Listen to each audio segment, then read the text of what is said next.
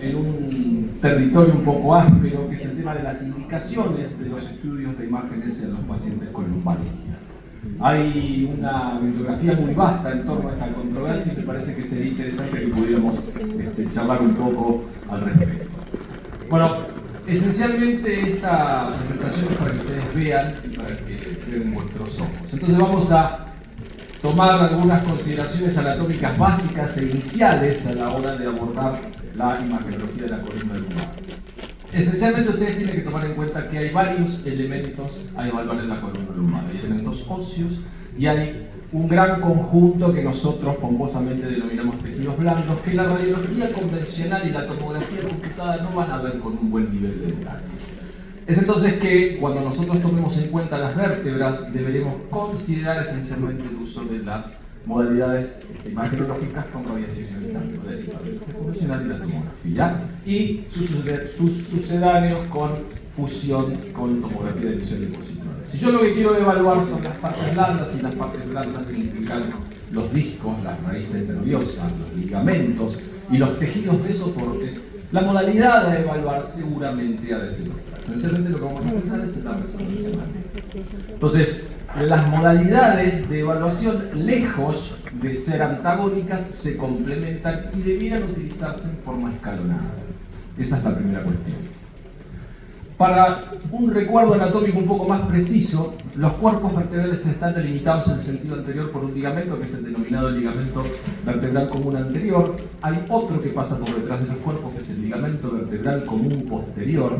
Aquí lo vemos en un esquema sagital y aquí lo vemos adyacente a la cara posterior del cuerpo vertebral. Este es el ligamento vertebral común posterior, el anterior pasa por los cuerpos vertebrales. Después tenemos el anillo fibroso, que es el conjunto de fibras que circunda a los discos y contiene los núcleos pulposos, y que en los planos axiales, en los planos sagitales lo vamos a ver como un abombamiento que pareciera prolongar el ligamento vertebral común anterior, pero no. Son dos conjuntos de fibras independientes y que tienen fisiopatologías diferentes. Luego tenemos los discos intervertebrales, que van a estar más hidratados cuanto más pobre es el paciente, vale decir que el proceso de senescencia de los discos intervertebrales incluye su deshidratación. Y si incluye su deshidratación, lo que nosotros debemos pensar es que una modalidad que utiliza el agua como uno de sus principales contrastes nos va a resultar de mucha utilidad para evaluar la patología degenerativa. ¿Sí? Luego está el canal neural con un contenido meníngeo, ¿sí? Y las raíces de la cola de caballo. Aquí la podemos ver, ¿sí? Aquí tenemos el ligamento amarillo que rodea a la vértebra, a las láminas, que son estas de las vértebras, por dentro, en contacto con la dura madre, y aquí tenemos las raíces de la caudecina. ¿Sí? Entonces existe un íntimo contacto entre las estructuras óseas y no hay espacio. Todos los espacios son virtuales, esa es otra cuestión. El hueso está al lado de los ligamentos, al lado de las meninges, al lado de la caudequina, y esa proximidad hace que toda vez que existe una conexión en ese lugar nosotros la podamos hacer evidente. ¿Sí? Vamos a recordar una modalidad diagnóstica con la que creemos que estamos muy familiarizados y sin embargo no. Primero y principal porque se le estudia poco, cada vez se le estudia menos, ¿sí? Y al haber sido superada por otras modalidades de mayor precisión anatómica, como que las hemos desmerecido. Pero hay un cuerpo de conocimiento muy grande en la radiología convencional. Lo que ustedes tienen frente así, ¿sí? Son las tres proyecciones clásicas que nosotros pedimos en todo paciente con una lumbalgia, ¿sí? La anteroposterior, el perfil y la oblicua. Es menester que nosotros podamos reconocer ciertos accidentes anatómicos en estas proyecciones, de modo tal de que no nos capten desprevenidos. Esencialmente en la proyección frente les sugiero que establezcan un eje de simetría medial, ¿sí? Orientado por las apófisis espinosas, ¿sí? A ambos lados de las apófisis espinosas, o como dicen algunos del pico, de la cabeza de la lechuza, vamos a tener los ojos de la lechuza y el pico de la lechuza. Los ojos de la lechuza los representan los pedículos cortados de través. El haz de rayos incide de frente, entonces yo lo que estoy viendo es este sector. ¿Sí? Estoy viendo los pedículos de frente. La apófisis espinosa se proyecta mucho mejor en la proyección frente, en la de perfil la vamos a ver superpuesta, pero son estas que se encuentran aquí.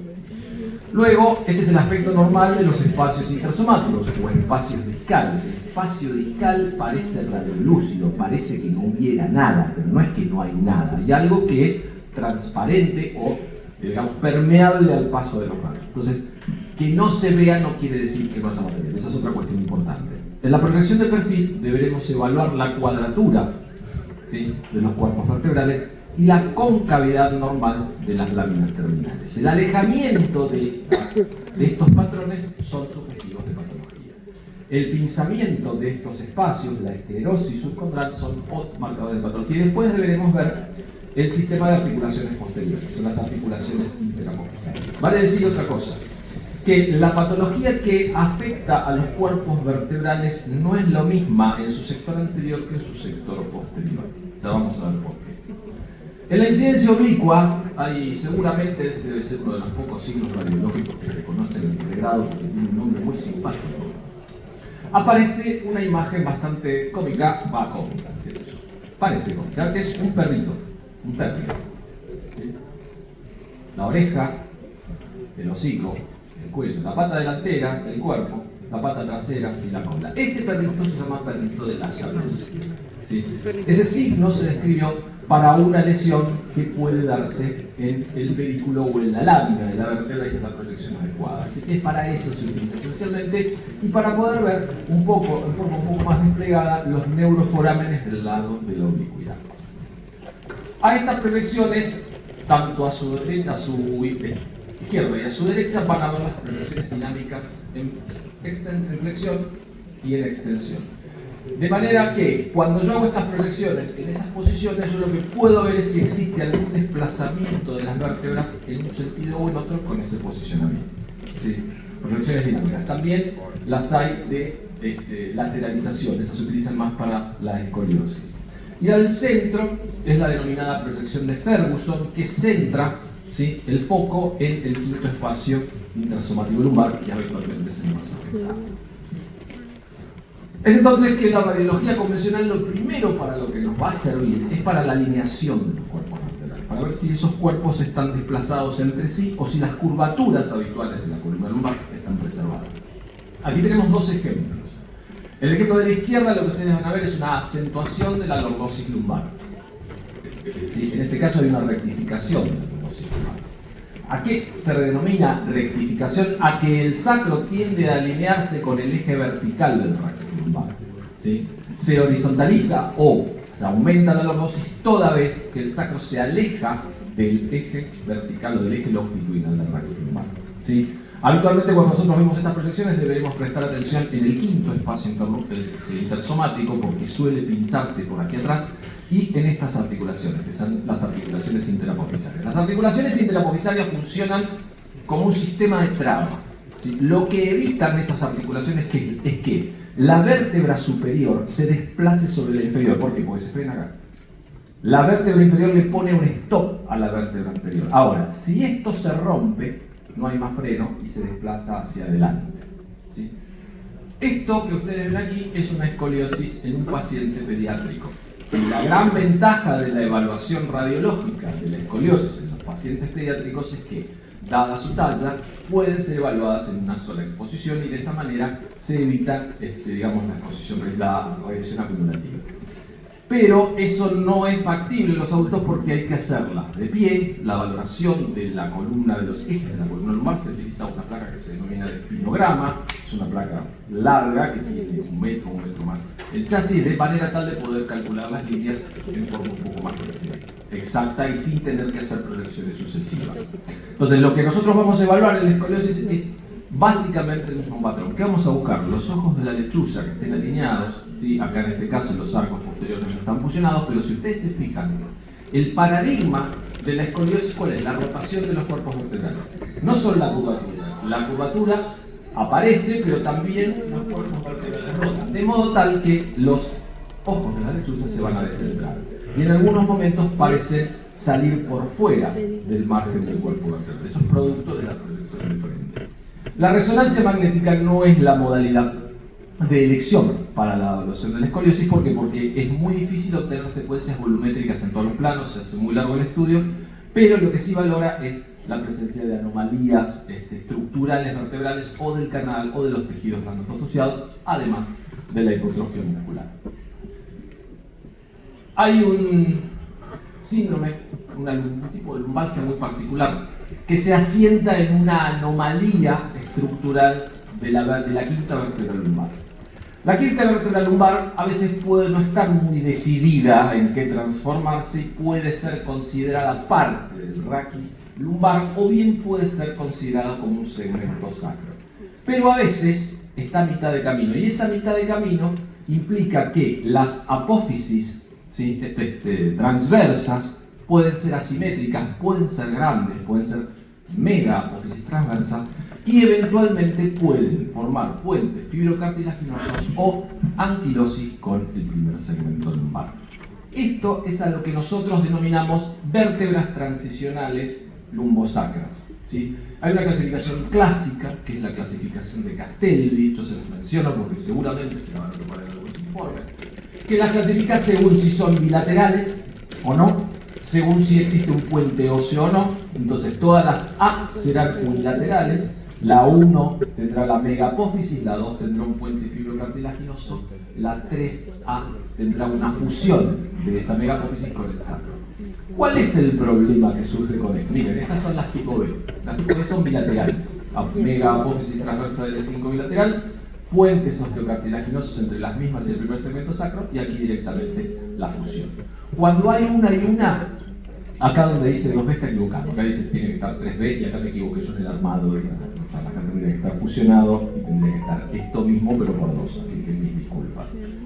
Ahí dice, tiene que decir 3B. ¿Cuál es el inconveniente de esto? Si esta es la vértebra normal, ¿sí?, la raíz de L5 sale por un lugar que no tiene un techo óseo, ¿sí?, sino que tiene un ligamento. Si esa megapófisis o ese ligamento se calcifica en esto que estaba libre, ahora es un túnel óseo.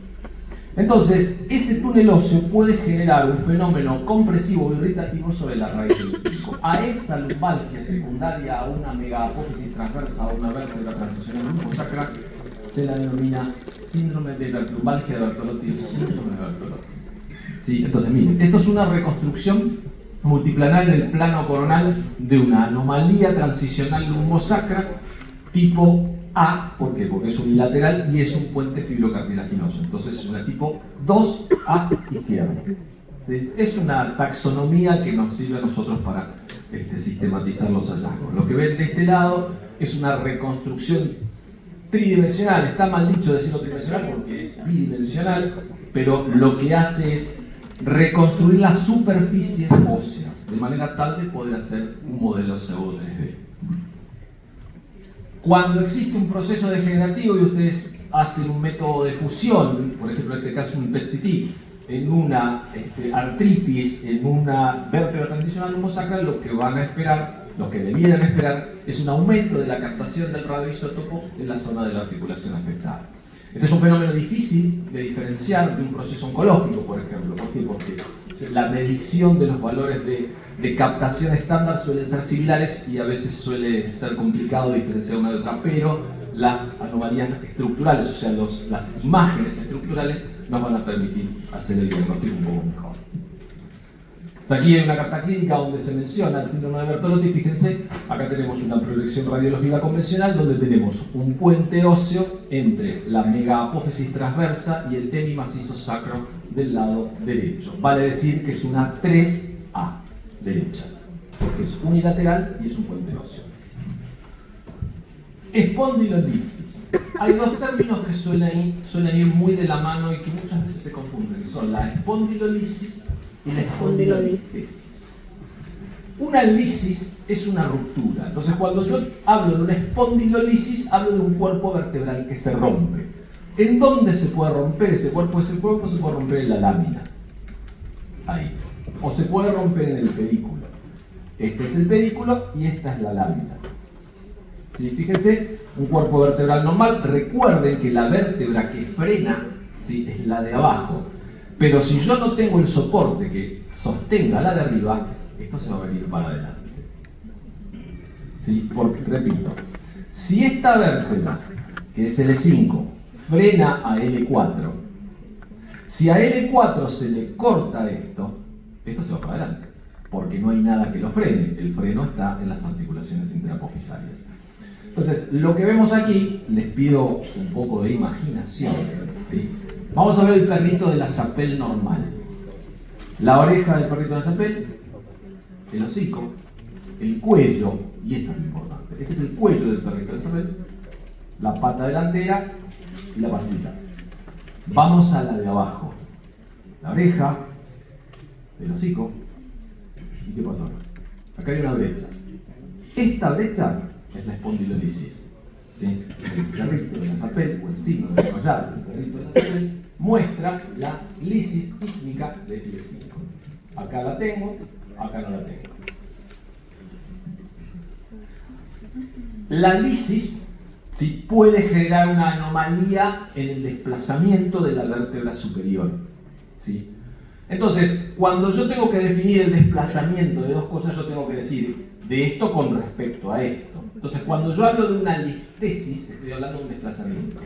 Una anterolistesis será el desplazamiento del cuerpo vertebral superior siempre sobre el inferior. La retrolistesis será el desplazamiento posterior del cuerpo vertebral superior sobre el inferior. O sea, el desplazamiento lo define la vértebra superior.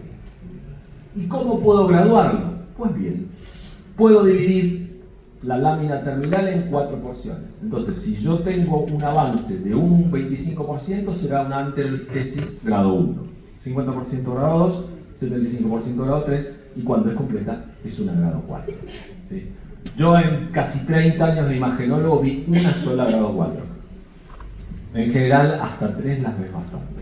¿Sí? ¿Por qué? Porque la mayoría de estas son secundarias a lisis sísmica y son en pacientes jóvenes, entonces el tono muscular suele mantener la alineación. En cambio, las mayores no se asocian a lisis porque son por laxitud ligamentaria y no por ruptura de pedículos. Esa es la anterolistesis de los ancianos, por ejemplo. Entonces, ¿cómo se ve una anterolistesis por TC? Lo que ustedes están viendo son 3 reconstrucciones seriadas de una tomografía axial. Las vamos a ver en plano sagital.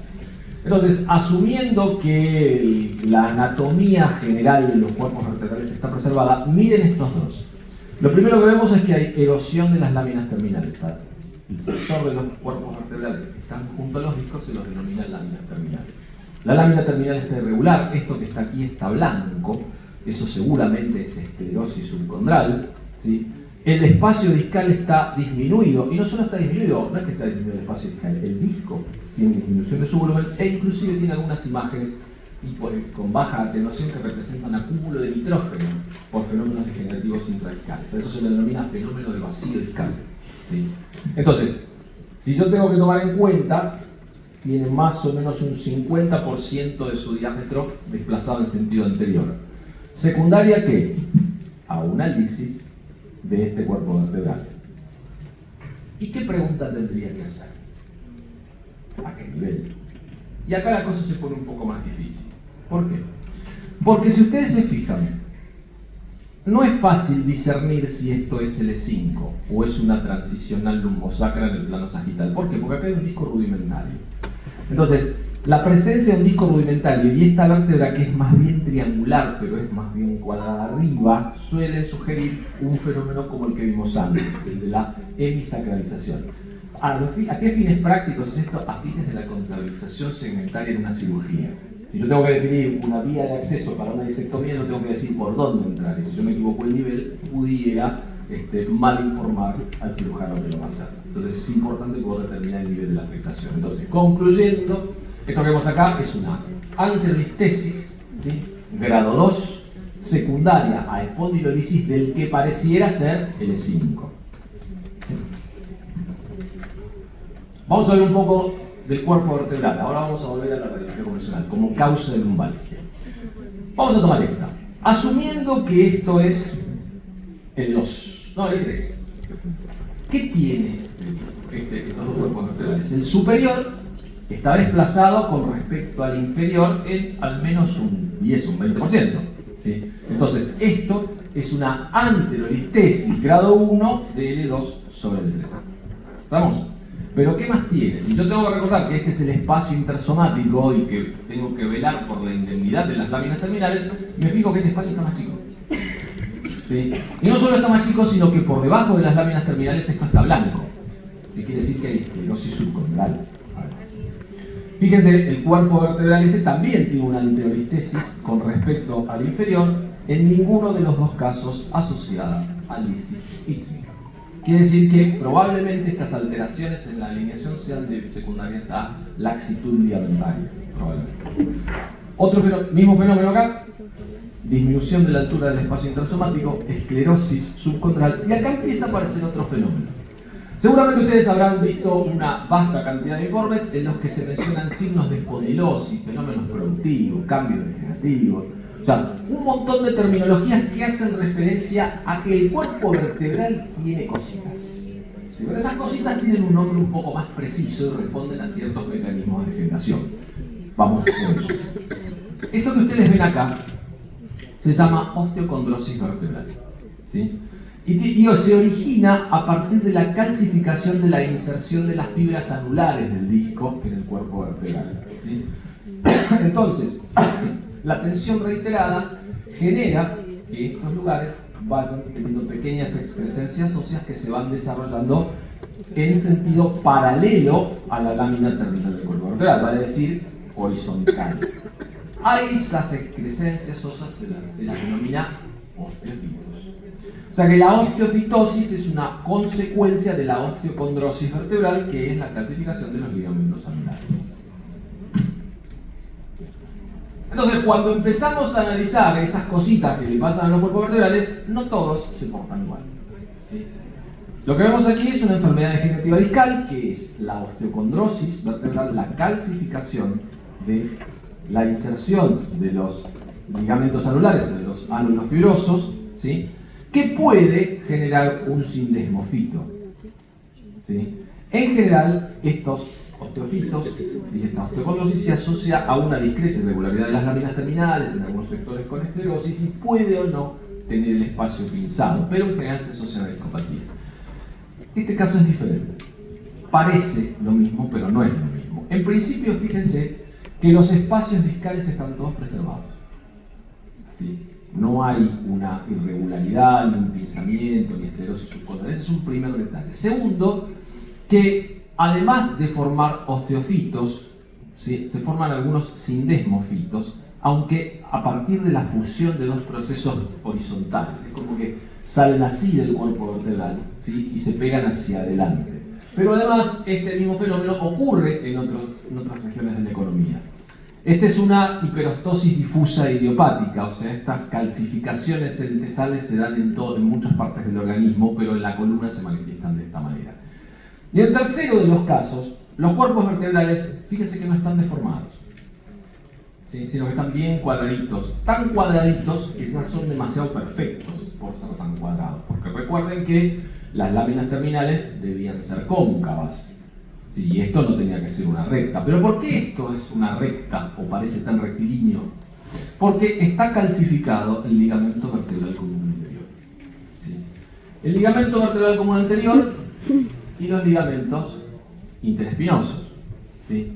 Que además cursa con espacios discales preservados. Esto que ustedes están viendo acá es una espondilitis anquilosante, es un signo radiológico clásico, denominado columna en caña de bambú. La columna en caña de bambú debe su nombre a que remeda a dicho vegetal, ¿sí? Porque tiene como estas pequeñas abolonaduras que representan la concavidad lateral de los cuerpos vertebrales, la calcificación de los ligamentos intervertebrales y esto que se ve acá, que es la calcificación del ligamento interespinoso. Fíjense que acá pueden identificar los ligamentos las apófisis espinosas y acá ya directamente se pierde producto de esta calcificación continua. Suma también una anquilosis de la articulación sacroiliaca como toda buena espondilitis anquilosante que se puede decir. Bien, seguimos. Es acá donde vamos a apelar a los viejos libros de radiología clásica. Seguramente esto no lo van a ver en los próximos 10 años, si es que lo vuelven a ver alguna vez, así que disfrútenlo. Lo que ustedes están viendo acá es una imagen clásica en la cual vos tenés un montón de trabéculas de orientación paralela a los muros anterior y posterior, con algunas imágenes radiolúcidas en su interior. No está bien definida, pero no provoca lisis ósea, no hay una ruptura del hueso en este caso. Lo que ustedes están viendo aquí es una angioma vertebral. ¿Sí? Lo que ustedes están viendo son las trabéculas gruesas y estos espacios radiolúcidos en su interior representan los vasos ectásicos del angioma. ¿Sí? Vamos al caso del medio. Caso del medio, la primera cuestión que debería llamarnos la atención, ¿cuál es? Que la afectación es multisegmentaria. Por lo menos vemos 4 vértebras afectadas. ¿Sí? ¿Está afectada la forma? No, no está afectada la forma. ¿Están afectados los espacios intersomáticos? No, tampoco. ¿Las articulaciones? Tampoco. Pero hay algo que sí llama la atención. Las vértebras están blancas. Todas blancas. Eso no está bien. La vértebra tiene que ser así. No tiene que ser así. O sea, hay una alteración en la densidad ósea de carácter difuso, multisegmentaria, que de momento no ha deformado los cuerpos vertebrales.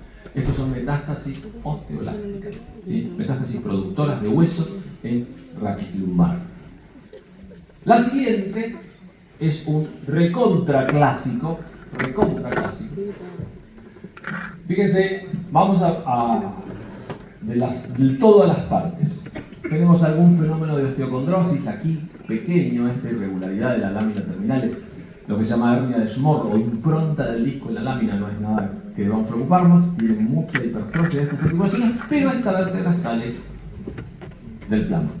Primero tiene pérdida de la altura, segundo tiene un abombamiento de su muro anterior con aumento de la concavidad de las láminas terminales y después tiene un hallazgo clásico que es la llamada vértebra en cuadro. ¿Sí? Parece un cuadro con su marco aquí y el lienzo en el centro. Esto es una enfermedad de Paget. ¿Por qué digo Paget? Porque todos decimos Paget, pero Paget era francés, era inglés y se llamaba Francis Paget. Entonces esto es una enfermedad de Paget, óseo vertebral. ¿Sí? Un aspecto clásico. La vértebra en marco. Bien, vamos a dar un poquito en resonancia. No los voy a abrumar con esto, pero como ya habíamos visto en alguna oportunidad, todo aquello que brilla, todo aquel líquido estático que luce blanco en resonancia magnética, está representando una secuencia ponderada en T2. Vale decir que si yo tengo el líquido cefalorraquídeo blanco, yo ya tengo un primer elemento para decir que eso es un T2. ¿Esto es siempre así? No, pero es una aproximación mucho más que válida. Como contrapartida, cuando el líquido cefalorraquídeo es hipointenso, o sea, es más gris o más oscuro, es un T1. Entonces, de la combinatoria de los hallazgos en el T1 y en el T2, vamos a ver qué es lo que le pasa a los tejidos blandos, esencialmente, de la columna. ¿Está bien? Este es el aspecto normal de la médula ósea de los cuerpos vertebrales. Todo esto no es normal. ¿Sí? Esto es una lesión focal que no porada, las láminas terminales, está bien delimitada y tiene este aspecto de la empalizada, se describe en empalizada o en enrejado, y tiene la particularidad de comportarse hiperintensa en el T1 e hiperintensa en el T2. ¿Sí? Es aquí donde nosotros tenemos que pensar en cómo se comportan los tejidos normales en resonancia, qué cosas hay hiperintensas en el T1 e hiperintensas en el T2. La más clásica, la grasa. ¿Sí? Y si yo a esto le sumo este aspecto en empalizada, lo que ustedes están viendo ahí es un hemangioma vertebral como el que vimos antes. ¿Sí? Fíjense, estas trabéculas representan estas zonas de vacío sedial que son los pequeños vasos. La grasa, por supuesto, en la radiología convencional no se ve. Y fíjense que normalmente los discos intervertebrales de un paciente joven suelen tener mayor altura y mayor intensidad de señal, porque esa intensidad de señal refleja el contenido de agua. A medida que vamos acercándonos a la columna lumbar y a medida que vamos envejeciendo, se va disminuyendo la hidratación de los discos y va disminuyendo su altura. Entonces fíjense que hay como una suerte de gradiente en estos fenómenos degenerativos. ¿Sí? Y después aquí vamos a ver algunos hallazgos. Esto que vemos aquí es el espacio epidural anterior, ¿sí? Y estas son las raíces de la cola de Carlos. Es un pequeño quiste perirradicular de Tarlow, es una columna degenerativa, simplemente para que reconozcan las secuencias ponderadas en T1 y en T2. En condiciones ideales debiéramos estudiar los cuerpos y los discos por separado, entonces tener un set de cortes para ver los discos paralelos a ellos y otros más abarcativos para ver la estructura ósea. Pero vamos a suponer que tenemos ese ideal y vamos a tener, esto es un corte a nivel de un disco. En el corte a nivel de los discos vamos a ver el disco intervertebral, los neuroforámenes, el saco dural hipointenso, porque tiene el líquido cefalorraquídeo y el líquido cefalorraquídeo en este 1 se ve negro. Esto es un pequeño quiste perradicular y lo que se ve alrededor es el tejido adiposo intracanular. Esto que vemos aquí son los ligamentos amarillos de los que habíamos hablado antes y estos los neuroforámenes por donde discurren las raíces nerviosas. Este corte no está hecho a nivel del disco. Este corte es un T2. ¿Sí? Fíjense, el líquido cefalorraquídeo blanco. En su interior vemos las raíces de la caudequina, siempre abandonando el raquis de a pares, siempre ordenadas, siempre de esta manera. Cualquier alteración en esa distribución, el desplazamiento, la compresión, el apelotonamiento, la formación de ovillos, son signos de patología. Por eso hay que acostumbrarse al aspecto normal de la caudequina. Lo que vemos aquí es el tejido adiposo remanente entre los tres núcleos de osificación vertebral. ¿Sí? Por acá discurre una vena que recoge el drenaje venoso epidural anterior para llevarlo a las venas prevertebrales. Otra secuencia que vamos a utilizar mucho son las secuencias de saturación grasa, que pueden ser con este nombre o pueden ser secuencias PIR, que es otro nombre también. Lo importante es que sepamos que cuando utilizamos una secuencia con saturación grasa, lo que estamos haciendo es sacando la señal o negativizando esa señal para que otra cosa resalte. ¿Qué otra cosa? El edema óseo. Cuando yo hago una secuencia de saturación grasa, estoy sacando la grasa para ver lo que hay detrás. Entonces saco lo que brilla para ver lo que brilla menos. ¿Ah? Vamos a hacer un panorama, un vuelo de cóndor muy elevado sobre la patología discal. ¿Sí? Recordando que el disco intervertebral es como el dulce de leche interpuesto entre las dos obleas de un alfajor. ¿Sí? Con cobertura de maicena todo alrededor. No es chiste lo que les estoy diciendo. El dulce de leche va a representar el núcleo pulposo.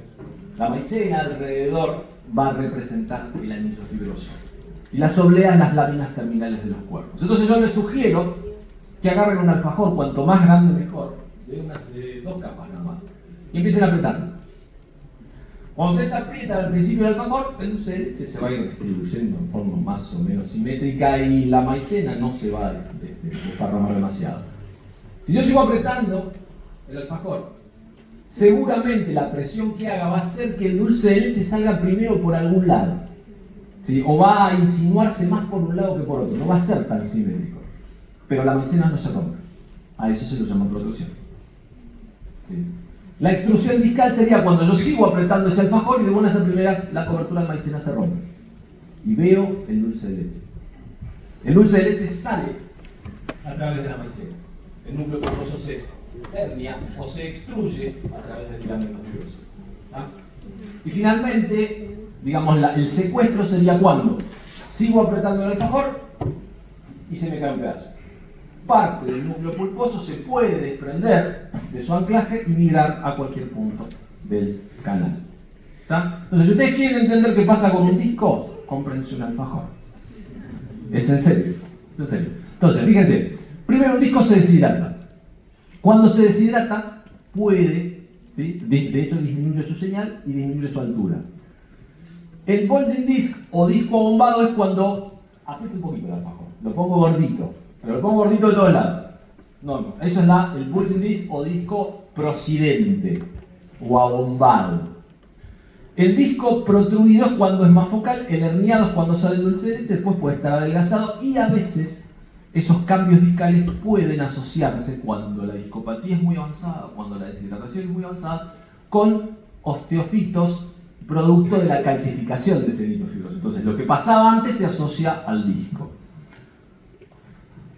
Esto es la sistematización científica del concepto del alfajor. ¿Sí? Lo que ustedes ven arriba es un alfajor cortado de través. Es el disco intervertebral. Lo que ven afuera son las fibras del anillo fibroso. Entonces una protrusión, para ser protrusión, deberá tener su anillo fibroso indemne. ¿sí? Una extrusión requiere previamente una ruptura de ese núcleo fibroso para que ese núcleo pulposo salga.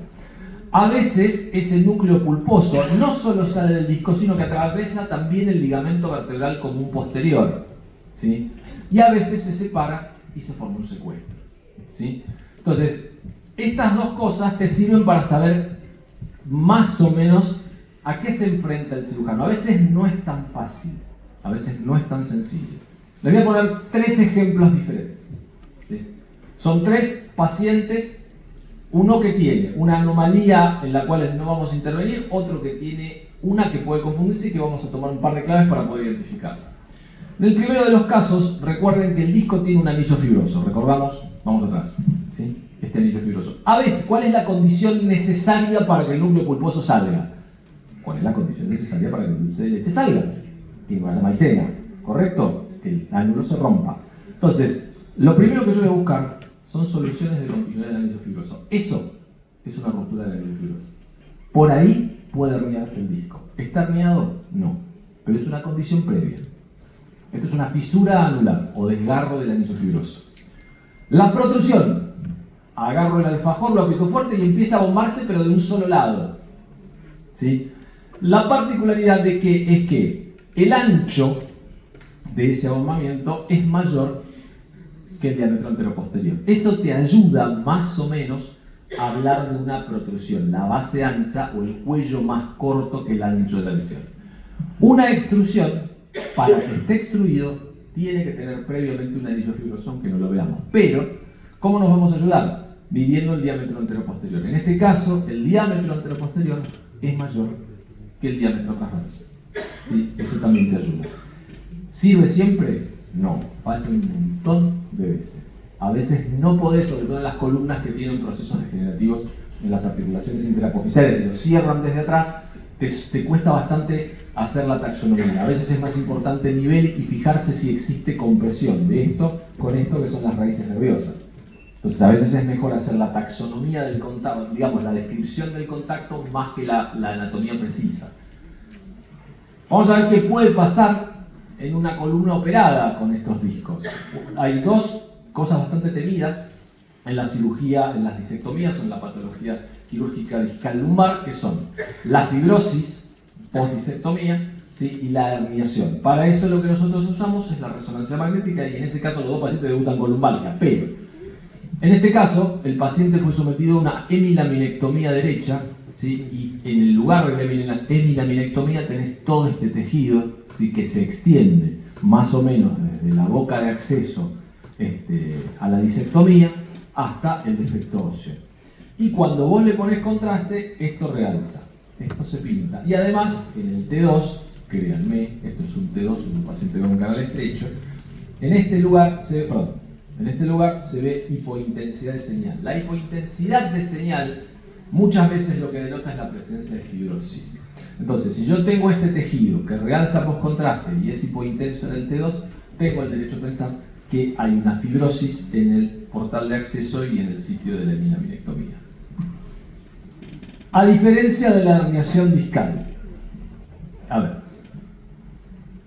fíjense que en este sector, todo este tejido muestra realce, y muestra realce también en este sector a través del defecto óseo. Vamos al caso siguiente. Hemilaminectomía izquierda, tejido también en este lugar, hipointenso o isointenso con el disco, y cuando le pongo contraste, el realce es marginal, a diferencia del otro que es realce. ¿Por qué el realce es marginal? Porque el disco no está vascularizado. Lo que realza, o lo que vemos reforzar con contraste, es el plexo venoso epidural anterior. Entonces cuando el disco sale, ¿sí? Cuando se rehernia, comprime el plexo venoso y el plexo venoso se ingurgita y muestra este aspecto. Entonces, esto es una recidiva herniaria y lo anterior es una fibrosis en el portal de acceso. Vamos a algunas infecciones. Estas les gustan un montón. Espondilodicitis. Espondilodicitis etimológicamente define a un proceso inflamatorio que afecta a los cuerpos vertebrales y a los discos. ¿Sí? ¿Pueden existir en forma aislada? Sí. Puede haber espondilitis y puede haber disitis, ¿sí? Y no necesariamente infecciosas. El hallazgo de una espondilodicitis necesita de algunos criterios. ¿Cuáles son esos criterios? Pues bien, vamos a ver. Lo que nosotros estamos viendo acá es una T2 con saturación grasa, líquido cefalorraquídeo blanco, la grasa medular negra, ¿sí?, o oscura. Y esto es un FATSAT T1, ¿sí? ¿Por qué? Porque el líquido cefalorraquídeo negro post-contraste endovenoso. ¿Está bien? Esto es en plano sagital y esto es en plano axial. Entonces, vamos a analizar un poco las vértebras. Teniendo esta información, yo puedo decir, tengo esta vértebra que está bien, está bien, está bien, está bien, está bien. Acá la cosa no está bien. ¿Qué es lo que no está bien? La primera cuestión es que hay una pérdida de la altura y una remodelación de los dos cuerpos vertebrales. Esa remodelación de los dos cuerpos vertebrales se da a expensas de las láminas terminales que conjuntamente delimitan el espacio L4 y L5. Y no solo eso, sino que además hay una suerte de colección, ¿sí?, que comunica el espacio epidural anterior, el espacio discal y el espacio epidural posterior. Perdón, el espacio prevertebral y el epidural anterior, me equivoqué. Entonces, todo esto luce además con cierto grado de hipointensidad de señal en el T2 acá, que puede demostrar esclerosis, y esto que es hiperintenso en la secuencia T2 FATSAT, que se interpreta como edema. Entonces, cuando vos tenés colecciones prevertebrales y epidurales, remodelación del cuerpo vertebral, edema óseo y esta señal en láminas terminales, el primer diagnóstico es una espondilodicitis. Cuando vos le ponés contraste, ¿qué es lo que vas a ver? Realce marginal de las colecciones, realce del lecho activo de la lesión, particularmente del disco, y realce del espacio epidural anterior por una colección de pie. Entonces, todo esto que ustedes ven es el espacio discal comprometido y todas son estas áreas hiperémicas que realzan luego de la administración de contraste. Esto que ustedes ven acá es una secuencia ponderada en T1. Fíjense, el líquido cefalorraquídeo es de color negro, ¿sí?, con contraste endovenoso, ¿sí? Todo esto es contraste endovenoso. Entonces, una vez más, si no vemos, busquemos la normalidad primero y vamos a la normalidad luego. Normal, normal, normal. Esto es circulación venosa, esto es el plexo epidural anterior, esta es la vena vertebral central, la que habíamos visto con los núcleos de osificación antes, y fíjense este cuerpo vertebral. ¿Tiene remodelación de su anatomía? Sí. ¿En dónde? En la lámina terminal. ¿Son más de un cuerpo? Sí. ¿Al otro le pasa lo mismo? Sí. ¿El disco está ensanchado y tiene señal rara? Sí. ¿Hay una colección anterior? Sí. ¿Se comunica el espacio epidural, el espacio prevertebral con el espacio epidural posterior? Sí. Doctores, esto es una espondilodicitis hasta todo lo contrario. ¿Está bien? Y lo que vemos acá también puede ser parte de un absceso epidural en ese lugar. Hay algunas espondilodicitis que tienen particularidades, por ejemplo la espondilodicitis tuberculosa. La lesión ósea de la espondilodicitis tuberculosa es un poco más silente, es de evolución más lenta, puede generar este tipo de lesiones en saca-bocado. Los cuerpos vertebrales están más afectados que los discos, ¿sí?, y casi invariablemente existe un compromiso de partes blandas perivertebrales asociado en forma de abscesos o en forma de miositis en los psoas o en los cuadrados lumbares. Analicemos un poco los cuerpos vertebrales afectados. En este caso tenemos este es T12, ¿sí?, porque es la última vértebra con costilla. Esto sería L1, ¿sí?, efectivamente. Pero hay afectación tanto de T12 como del 1. Fíjense que los dos cuerpos se acuñan, y a diferencia de la espondilodicitis bacteriana, por ejemplo, los cuerpos vertebrales tienden a fusionarse y a generar vértebras acuñadas con lordosis anómalas. A esto se le asocia el ingente componente tanto prevertebral como epidural anterior, en este caso con compresión de la médula distal, el cono y el epicono y el cono, y aquí las raíces. Y fíjense en el FATSAT 1 la notoria hiperemia que tiene en toda la región con el espacio discal. Acá hay dos cuerpos vertebrales, no uno, pero acá tenés afectación de 4 cuerpos vertebrales. O sea, es una espondilodicitis, ¿sí?, L1, L2, pero tenés una espondilitis, perdón, T2, L1. Tenés una espondilitis de L2 y una espondilitis de T2. ¿Sí? Acá espondilodicitis y espondilitis.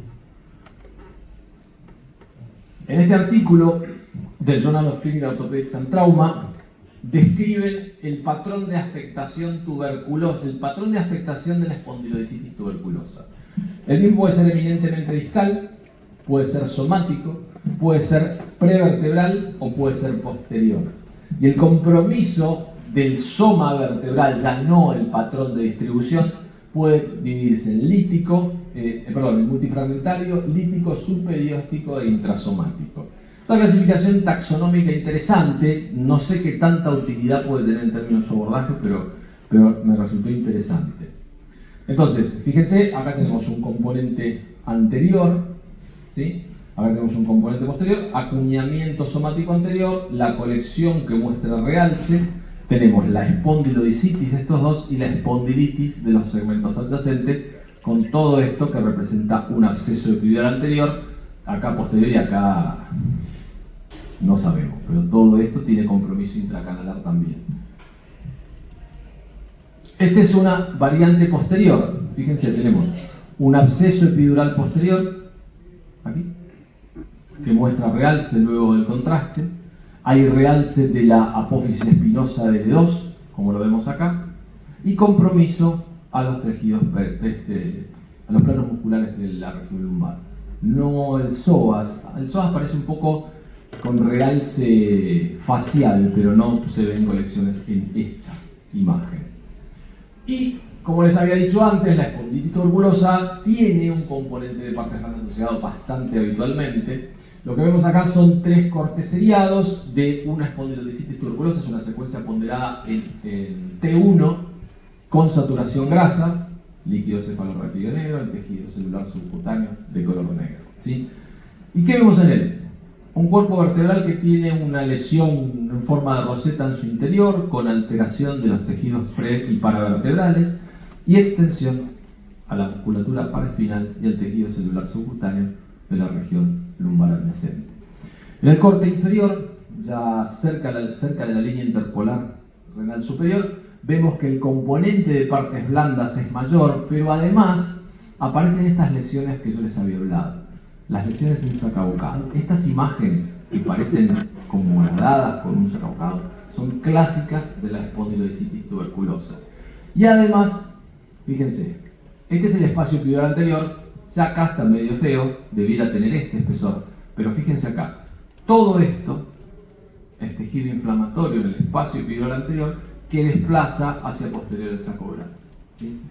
Y lo que vemos en la tercera imagen es un compromiso un poco más delimitado del músculo paraespinal izquierdo, la musculatura paraespinal izquierda, con menos flogosis de los tejidos blandos, pero a ambos lados de la vértebra afectada lo que vemos son sendos abscesos del psoas, ¿sí? Este por acá y este por acá. Conceptos, irregularidades, realce, es un aspecto bastante clásico. Un caso de la bibliografía, una verdadera belleza. Esto es una hidatidosis vertebral, una espondilitis hidatídica. Y se los traigo porque cuando yo era residente allá lejos ese tiempo, me encuentro que se hizo en Rosario, vi la única hidatidosis vertebral que vi en mi vida y el aspecto era el denominado vértebra en pompas de jabón. Entonces vos veías una vértebra con múltiples cavidades que eran los quistes hidatídicos que expandían el cuerpo vertebral pero sin romperlo. En este caso de la bibliografía vos tenés lo mismo, tenés un quiste hidatídico, en este caso con compromiso mural posterior y extensión intracanalar. Secuencia T2, ¿sí? Convencional. No me voy a meter en trauma porque no es el tema, sino que es el abordaje imagenológico de la lumbalgia, pero me pareció pertinente traerles una mención bibliográfica a este artículo, que es muy interesante, que tiene su versión completa online. Es un artículo de la revista Radiographics y da los lineamientos generales de qué debemos ver nosotros en una tomografía cuando nosotros tenemos un trauma de raíz lumbar. Entonces, básicamente le quería mostrar que nosotros tomamos en cuenta la anatomía o la cuadratura de los cuerpos vertebrales, la pérdida de la misma, ¿sí?